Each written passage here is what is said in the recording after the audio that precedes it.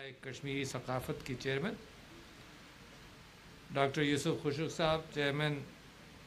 اکادمی ادبیات پاکستان،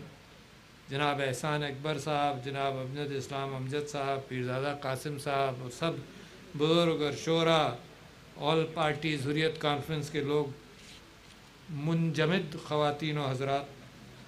السلام علیکم۔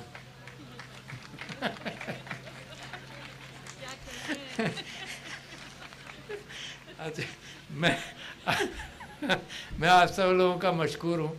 کہ آپ یہاں آئے اور آپ نے رونق بخشی یہاں پر ہماری پریسیڈنسی کو، اور یہ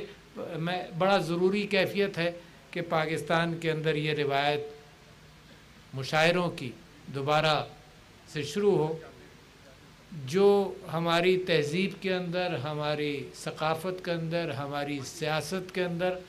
جو شاعری کا رول رہا ہے وہ شاید دنیا کی مختلف تہذیبوں میں اتنا نہیں رہا۔ شاعری، پوئٹری، انگلش پوئٹری، بڑے اچھے اچھے پوئٹس گزرے، مگر جس طرح سے جو کیفیت مسلمان شعراء نے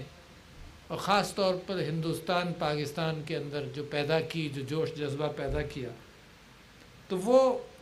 جب میں چھوٹا تھا تو محفلوں کے اندر دور دور ہم چلے جاتے تھے، میرے ماموں مشاعروں کے شوقین تھے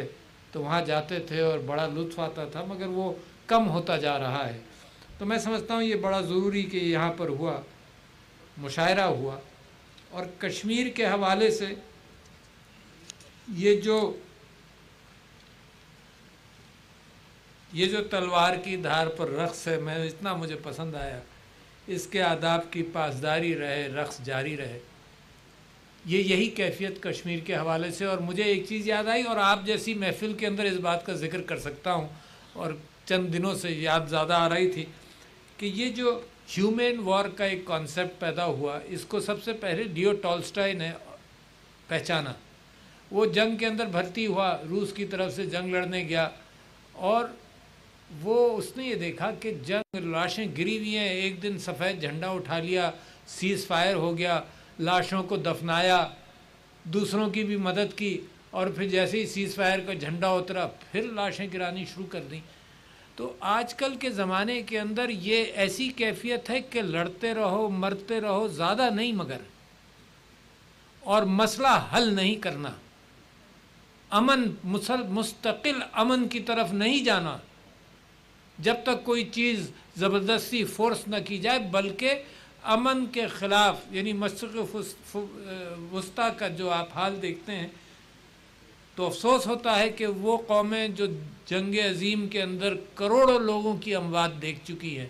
وہ دوبارہ وہی حرکت کرنی۔ تو مجھے کوئی آج کل کی مورالٹی اور آج کل کی دنیا سے کوئی یقین نہیں ہے کہ کشمیر کی ان کو تکلیف ہوگی۔ ویسٹڈ انٹرسٹ کا بول بالا ہے، تجارت کا بول بالا ہے، اگر ہندوستان سے تجارت ہے تو اس کے ظلم کو سہا جا رہا ہے۔ مگر میں بات طویل نہیں کروں گا، مگر صرف اتنا ضرور کہوں گا کہ یہ دور تک نہیں چلتا، دیر تک نہیں چلتا۔ یہ لوگوں کی آزادی کو سلب کرنا، لوگ بغاوت کرتے رہیں گے، آزادی حاصل کریں گے، ماں کے پیٹ سے بچہ جنم دے گا تو وہ آزادی کی آواز بلند کرے گا۔ لہذا یہ یقین مجھے مسلسل رہے گا، یہ نہیں بدلے گا، چاہے یہ فلسطین کے لوگ ہوں، چاہے کشمیر کے لوگ ہوں، اور جو نیا ظلم شروع ہوا ہے وہ مسلمانان ہندوستان پر شروع ہوا ہے جو وہاں رہ گئے۔ اور لوگ بھول نہ جائیں کہ یہ تعلق قائد اعظم نے برقرار رکھا تھا۔ جب یہ قائد اعظم یہاں آئے ہجرت کر کے، تو دو لوگوں کو ہندوستان خاص طور پر ہدایت کر کے آئے کہ تم رہو، مسلمانان ہندوستان کی تم نے بھی پاسداری کرنی ہے۔ اس میں تھے ایک چودھری خلیق الزماں صاحب مرحوم، اور نواب محمد اسماعیل خان جو میرٹھ کے تھے، ان کی ذمہ داری یہ تھی کہ وہ وہاں کے مسلمانوں کا خیال رکھیں۔ آج ضرور یہ کہا جاتا ہے کہ وہ تو ہندوستان کے مسلمان ہیں، مگر ہمارے بھائی، میرے بھائی ہیں وہاں، آج بھی میرے بھائی وہاں ہیں، میری بہنیں وہاں ہیں، میری سگے ماموں اور خالہ کی اولاد وہاں پر ہے، تو ہمارے رشتے وہاں پر آج بھی موجود ہیں۔ مگر کوشش ہماری جاری رہے گی، پرامن انداز سے کوشش کرتے رہیں گے۔ اس کے بعد ہندوستان جس طرح سے اپنے آپ کو آگ لگا رہا ہے، جس طرح سے یہ ثابت کر رہا ہے کہ قائد اعظم اور علامہ اقبال نے جو دو قومی نظریہ لے کر چلے تھے وہ سچا تھا. وہ ہندوستان آپ کے لیے بڑی کوشش کر رہا ہے کہ اس کو زمین پر ثابت کر دے. جو جس طرح سے آگ لگا رہا ہے تو مجھے یقین ہے کہ کشمیر میری زندگی میں آزاد ہوگا اور بہت کچھ تبدیلی آئے گی. اور اب یہ کہ حضرت موسیٰ سے کسی نے پوچھا کہ اگر نیکیوں کا آپ وزن کریں